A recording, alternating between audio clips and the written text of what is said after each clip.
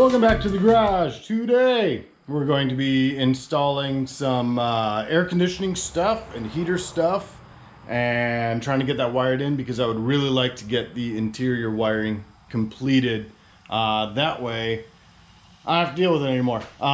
So anyway, we're going to be working with some Old Air products. It's a home of the hurricane. That's what I've decided to go with based on reviews, as well as accessories, aesthetics, blah, blah, blah, blah, blah, blah, blah, blah, blah, blah, blah, blah. Oh yeah, and cost. Help me, I'm poor. So let me toss you on a tripod and let's disassemble this box and see what's in there. What do we got here? This is a tube for stuff. Full disclosure, I only have a nascent understanding of how air conditioning systems work. Alright, so this is our dryer, as well as our condenser, which looks like a little radiator. Cool, we'll have to get that installed up in front of our actual radiator. Packing stuff. Alright, we got lines, which are, so we have 3 lines. Ends on 3 of them, and then these I'm assuming go to the system in the vehicle. More packing stuff. Yeah. I need to get a knife or scissors. Scissors will work. What do you got here?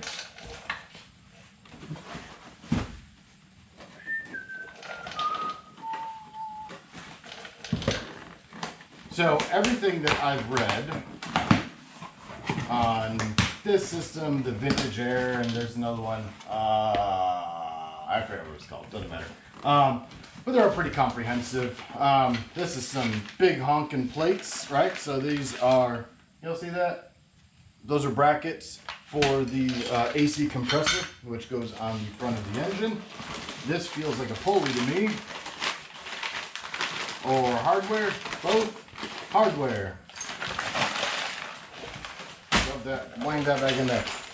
Oh, son of a bee. Alright, hold on. Gotta collect that.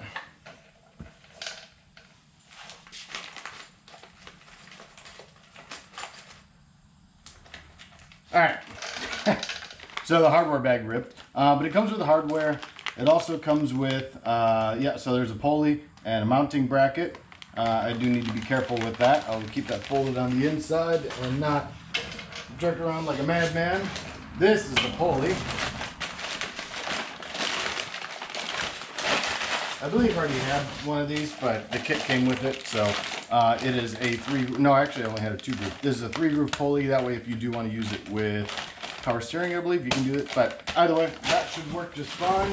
Let's toss that stuff back in there, being very careful with the hardware. Oh, come on. Alright, cool. So that is all that stuff. What do we got here in this little box? Ah, crap. Compressor. So, for those of you that, well, if you're on this channel, you probably are as car crazy as I am, so you know what a compressor is. AC compressor. Looks like that. Does compressor things. It contains oil, so there's a warning on there. But anyway, that's what actually compresses your Freon. I don't think they call it Freon anymore. Your refrigerant, your R134A, goes into the condenser, and that's what cools it back down. The dryer pulls moisture out of it.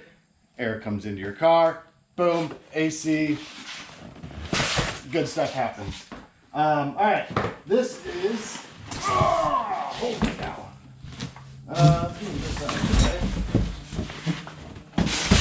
Mixed parts enclosed. So what this is probably, it's the actual box that goes under the dash, which also includes the heat exchanger, aka, what the hell is that called? I don't remember. Yeah, losing my mind. Alright, these are the tubes for directing said air. This is fittings, right, that apparently I need to put on the end. Hopefully I can just crush them in a vise. Probably not. I might need to rent a little compressor deal for that. What do we have here? This is a louver along with the thermostat. Okay. This is center vent. So this is actually, I'll pull this apart really quick. Open it up rather. This is one of the reasons I went with the Old Air products, because I like how the vents look compared to some of the other options that are out there. I don't know if that's too immature or not, but it looks like it should go in the car, and they're plastic. I mean, it's not aluminum or stainless like I would have liked it to have been, but hey, you can't have everything. So the air comes in the back here and goes out there, and also has some exhaust vents, and they're slightly adjustable underneath. Excuse me. So yeah, that's why I went with the Old Air, because I like how it looked, or that's one of the reasons. It also comes with a new control panel plate thing. It's all electronic, so for those of you that are familiar with these cars, well, and honestly most cars through probably the early to mid 90s, your HVAC controls actually had cables. So when you went junk and you moved the from your defrost to your face to your feet or whatever, that was actually a cable moving. This is all electronic, so it has little I'm assuming potentiometers or something in there. So when you move it, it's nice and smooth, and it sends an electronic signal, and there are little servo motors in the box right here, and it moves, and that's what directs the air and adjusts the temperature and all that stuff. So that's all the electronic bits. This is, these are block off plates for the fresh air, right? So you'll hear about the cowls always leaking, and that's where you get fresh air in from literally the cowl. So cool. This is evaporator mounting bracket. So this goes on the front of the car, somewhere, I don't know. This is more hard lines. These are the side louvers, which match that, right? That way the passenger can get some loving too. Kit, EXP, is that Experience, Express, Exponential? I think it's just extra stuff. There's some O-rings in there. There's a grommet, what looks like a temperature sensor, and some double-sided sticky tape, maybe some butyl. And the heart of the system is this guy. So, heat exchanger right here. This is what it basically acts as a radiator. That's where your hot air comes from. These are all the tubes that go out into the engine bay. And yeah, hopefully it works as well as I would like it to. But anyway, what I need to do now is poke. Oh, and it came with a sticker. Hot damn! I can add it to the toolbox. So yeah, let me read through this a little bit and figure out what the hell I need to do, because I have no idea. All right, folks. It's a little tight down here. So right here, where you see my hand, is the fresh air intake vent, and then the silver bit is my new lower cowl, which is welded on because the old one was all rusted out, as they are wont to do. And then we have here our, get up in there, our block off plate. So literally just a piece of plastic. This white bit right here is some adhesive, so it glues on there, and then you screw it in with some screws, one on each side. So that is the first step, and there you have it. So you can probably see, all right, some of the sealant kind of squeaking out the edge there. Squeaking, squeezing, whatever, coming out of the side. But yeah, it's just a little plastic, oh, there you go, you might want to see that. Plastic block off plate, toss some screws in there, and send it. All right, folks. So we got the, what are they called? Cowl block off plates in. You know, I have a couple thoughts so far. I'm step one into this. One, let me start here. Start with good. Every bag that has something in it has a label on it, right? I'm assuming you can see that. Yeah, cool. So everything has a label on it. It has a part number, when it was printed, like, awesome. And it has the hardware, everything inside of it, right? Another example of that, this is the main unit. It has the gasket that'll go, I'm assuming, over that. I haven't gotten that far yet. Great, right? Really, really good. Instructions, the actual description, awesome. The biggest issue that I have so far is the images. I don't know if it's the printer, probably not, because everything else is printed well, but they're really, really low res. It kind of reminds me of looking at old shop manuals with the kind of hand-drawn line art, right? Yeah, as an example, if you're not overly handy, this would be really, really beneficial, right? Because that just looks like some gobbledygook. I mean, it's pretty straightforward, right? You have 4 riv nuts there. You got 4 bolts here. There are 4 holes in this thing. Pretty straightforward. But still, I think that's probably the biggest miss so far is the quality of the image. But anyway, what I'm doing here is, you know, we have this unit, main unit right here, that's going up under the dash. This is the, come on, there we go. This is the plate.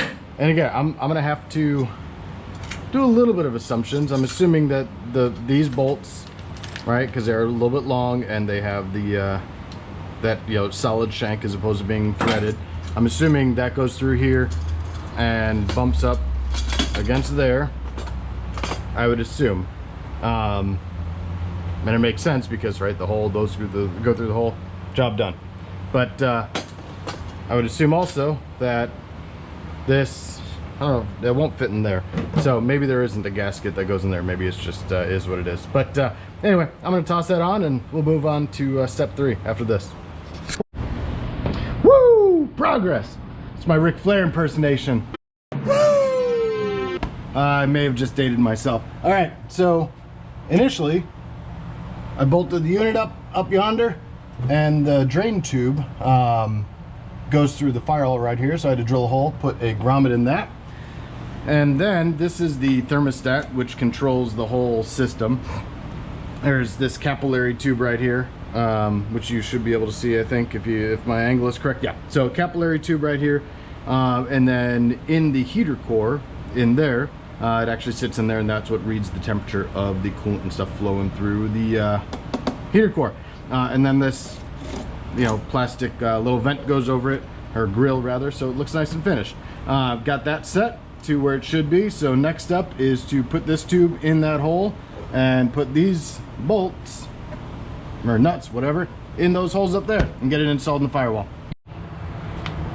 All right, she's in. Well, the unit is in anyway. Nice and mounted, nice and strong. Let's move over here, ignore all of this mess. And then over here, get you angled down a little bit. There you go. Hopefully you can see that just fine. So it is permanently mounted. Have the, again, I don't know what the hell, how AC systems work, but I'm following the instructions. But so far, again, everything is gone together exactly how it should. All the parts and pieces fit as they should, which I guess is kind of expected. But again, the biggest downside, some of the pictures, and I know I'm like a 6-year-old, I need pictures. But you know, great descriptions, awesome descriptions actually, I would say overall. But yeah, it lacks a little bit of detail, a little bit of nuance, right, for those of us that don't know what the hell we're doing. But anyway, that is the main unit, and we're going to move to the control installation, which is you know, all electronic bits and the controls, and it'll really start, I think, bringing the dash together. It'll start looking a little bit more permanent and fancy. So anyway, on to that. So wiring is pretty straightforward. You got a couple green wires up there. You got a connector here, one over here for the actual servo motor. there is a 12 volt constant 12 volt switch, which I have not hooked up yet because I need to do some more research on my painless, which one I should be using. And then this connects all up in there to the back side of this. Cool, too easy. Couple thoughts initially. Why do I have so much wire?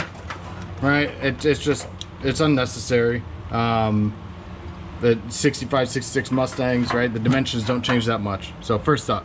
And then the second thought is, I don't know if you can see up there, probably not, but there are two holes that go through the firewall where the original heater core wire or hoses, you know, one in, one out.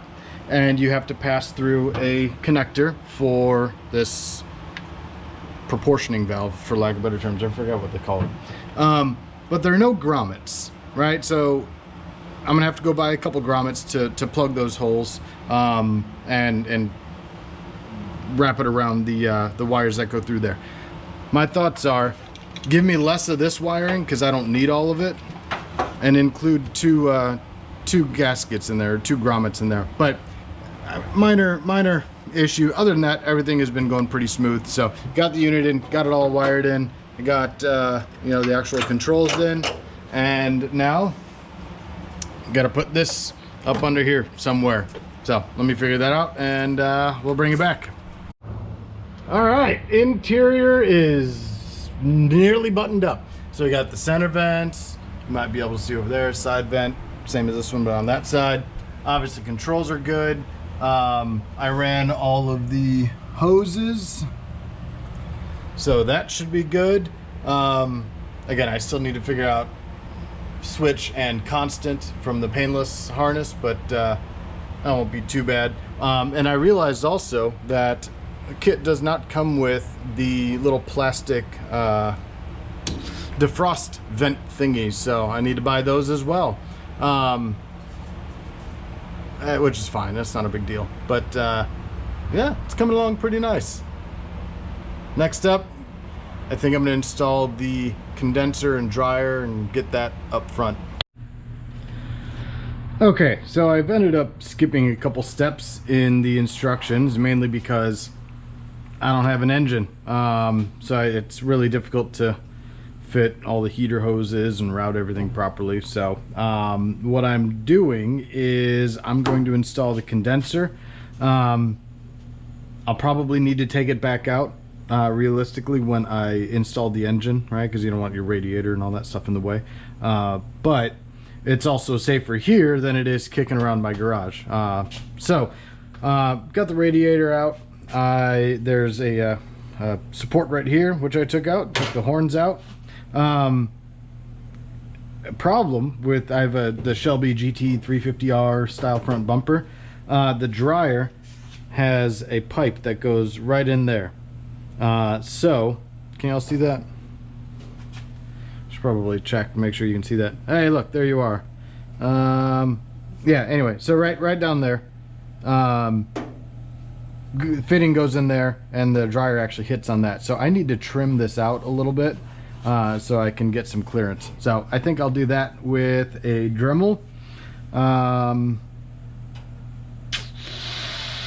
Yeah, I think I'll cut that out with the Dremel, and then dryer will go in there, and then it'll come through the radiator support back into the engine bay, and we'll be good to go. Alright folks, got my condenser in, got the dryer. You can see the hole in the bumper routed through there. You may or may not be able to see in there, but had to cut a hole through the core support for, you know, all these wires, the pressure switch right there, and then that runs, I don't know if anybody wants to advise, I'm more than open to it. So that hose that goes up along there goes to the fitting right up there. I'm not sure the best way to route that. Obviously, I don't have the engine. I was initially thinking about routing it up and over the engine, but this would look cleaner, right? Aesthetically, it would look better. However, run into more than likely exhaust clearance issues there. And then if I run it up and over there, right, I'm not sure if it'd be long enough to go up over the engine, back down, and connect there. So anyone has any thoughts, happy to take some feedback. But anyway, I'm mostly installed. I'm about as far as I can go until I get the engine actually installed, which I need to build the engine first. So it's a bit of rat's nest with wiring, air conditioning stuff. Overall, I'm happy with the Old Air products. Everything installed easily. It fit just fine. I'll bring y'all around to the inside of the car. So, I just showed you this not that long ago, but it looks good. I'm content with it. Little disappointed, like I said, in the grommets. Right? I think that's a slight oversight, but I guess I can't complain too much. But anyway, spin you around. Appreciate y'all coming along. Like, comment, subscribe, etc., etc. Next up is, I don't know what I'm going to do next. I got a whole mess of parts, things I got to work on. So anyway, appreciate y'all coming along, and I'll see you next time.